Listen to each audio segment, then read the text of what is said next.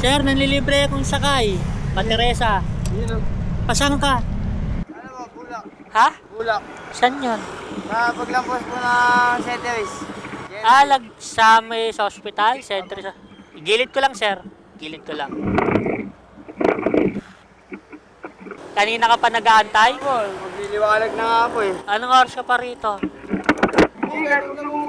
Hindi pwede. Kailangan natin mag-helmet. Gilid ka muna, sir. May mga motor eh. Punuan yung mga jeep. Coding po naman mga yun. Ayaw po yung pagbilali boss. Anong binabiyahe mo? Laptota po. Okay. Ilang oras ka na rito? Nagdalang oras na po yata. 2 oras? Nag-aantay ka? Tagal naman. Ganun na po kayo dito. Doon na ang dami kong nadaanan. Punuan yung mga jeep. Saan ang biyahe mo? Dito sa Antipolo po. Walter po na pila eh. Walter Mart. Bihira na nga lang po ako napila doon. Minsan, pure gold, LED, naglalagabi po ako eh. Hindi naman lugi. Yung ngayon ang mahal ng gas ha. Hindi naman po kasi meron naman po pasahero na nakakaunawa na sa mahal po ng gas. Kasi na po mismo yung nagkukusa mag-ano ng bayad. Hindi nagdadagdagan na nila, gano'n. Opo. Kahit bariya-bariya lang, no? Hindi naman po ako naninilang ng malaki. Nagdadagdag na lang po sila kung kano po. Parang nagkukusa na sila, gano'n. Opo. Ang ano nga po dyan, hindi po estudyante, may nagbabayad pa po ng 10. Dapat, totally alam na po nila yung pamasahe dyan eh. Hindi naman po sila baguhan dyan sa Antipolo. Ako po, baguhan po ako dyan. Kaya po, akala ko siguro ng iba, nagsisinungaling po ako na hindi po ako taga Antipolo. Siya sabi ko, hindi po ako taga Antipolo, bago lang po ako ito. Pag-guide na lang po kung saan po banda yung lugar. Yun po, bigla po, doon naman po ako tinitiyaw sa pamasahe. Papaturo ko po yung lugar, tapos sila pa yung galit, nakukulitan po. Sabi ko, ma'am, pag-guide na lang po, paturo na lang po ng lugar. Kung saan po banda. Ba't ba ang kulit mo, kuya? Sabi ko sa akin lang gano'n. Ma'am, paano ko po kayo mayaalit kung hindi ko pa alam yung lugar? Paano niyo po sa sunod, masahe ko po kayo. Hindi, alam ko na, hindi ko na po kayo tatanungin. Pagdating po dun sa lugar na pag-atin ako, ay babae po sa akin, 10. May mundo si, ano po to, estudyante. Palamig. Oo. Ano tingin ako doon, ato kali, ang estudyante ko ngayon, bumabatak po ng 12 ang isa. Nakikita mo ba yung camera, sir? Yes. Sa may kanan? Nakikita. May shoutout ka. Shoutout po sa mga katawa pa dyan, dito sa JMC. Ay, sabay po kay kuya. Sa mga kupong glove toda. Dati kasi may tricycle po kami, na-impon hanggang sa, siyempre, kinapos namin sa mga budget. Ayun. Stock po kasi yung tatay ko eh. Dalawa kami magkasama sa bahay, iniwanan po ng nanay ko. Bali, dalawa na lang kayo ng tatay mo, gano'n. Yes po. Ang dami nga po nagkano sa akin. Ayos wala na po akong pahinga. Pag coding ko po, nakikextra po ako sa iba.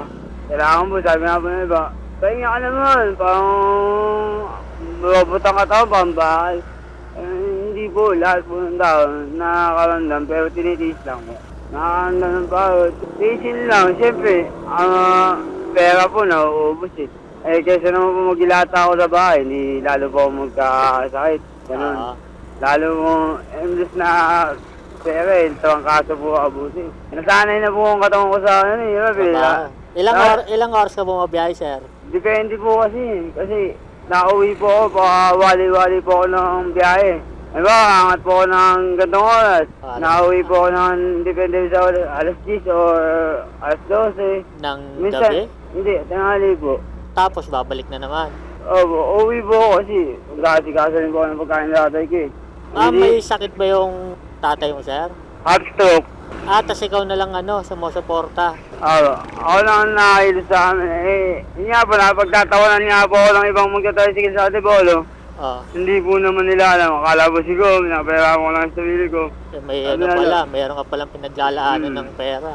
Sa akin po kasi lahat ng basahan sa amin eh. Alam nga naman po pakilusing yung tatay ko, kaya ako mamalimos na sa kalsada. Hindi naman po kaya nang makita ng mga mata kong gano'n, magulang po yun eh.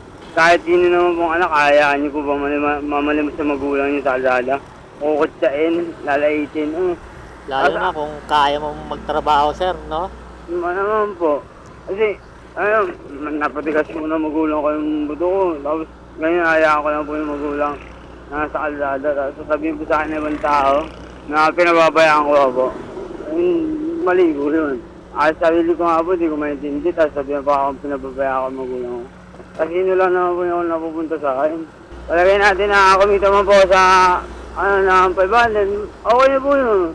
Minsan nga po, umuwi po ako dito sa Teresa, walang pera. Sa napag-boundary po ako. Shoutout po, paano nga po pala sa mga kasama kong glad to dahil na napila sa welcome. Ingat po sa biyahe. Paano na rin po kay Boss Anthony, good morning. Ingat ka na rin po, Boss, sa biyahe tsaka kay Boss Jason. Dito lang po, Boss. Ayan ka, sir. Salamat po sa tulong niyo sa akin. Dito lang ba? Ito sa gilid? Aba. Damay ito sa vlog ko, sir, ha? Diba? Salamat po. Bibigay tayo sticker. May sticker ako rito. Oo, kailangan nga po ito. Namumukhaan po kayo eh. Namukan ba ako? Thank you, sir, ha? Hintayin mo video natin, ha? Sige, sir. Thank you, sir, ha? Ingat po. Sige. Thank you, sir.